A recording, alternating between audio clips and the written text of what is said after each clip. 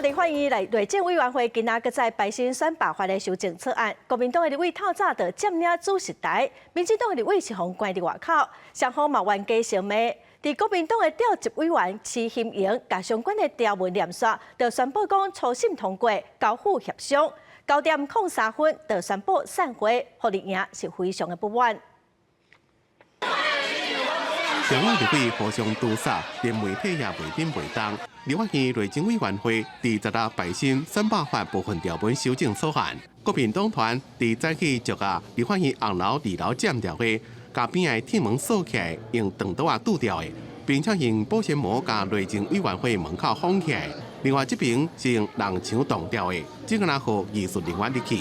9点一到，调会执行营是宣布开会，相关条文读刷了，宣布初审通过，全部的条文拢保留协商。本日会议议程均已处理完竣，现在散会。1分钟内面审6个案件，3分钟就宣布散会。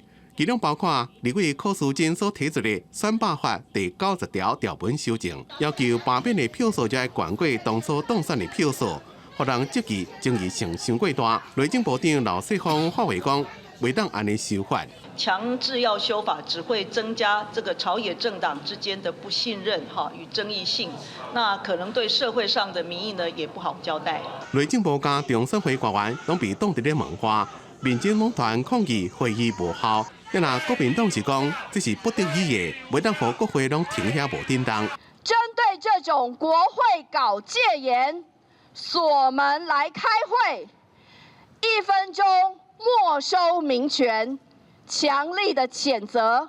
有很多你们没看到的，他们昨天不知道利用什么时候把内政委员会的电脑搬走，不给开会，这个才是问题。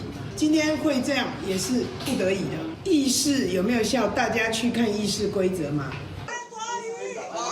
我会民主。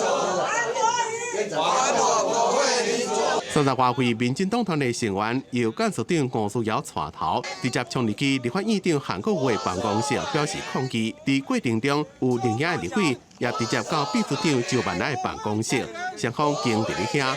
不过韩国瑜是一直拢无出现。记者综合报道。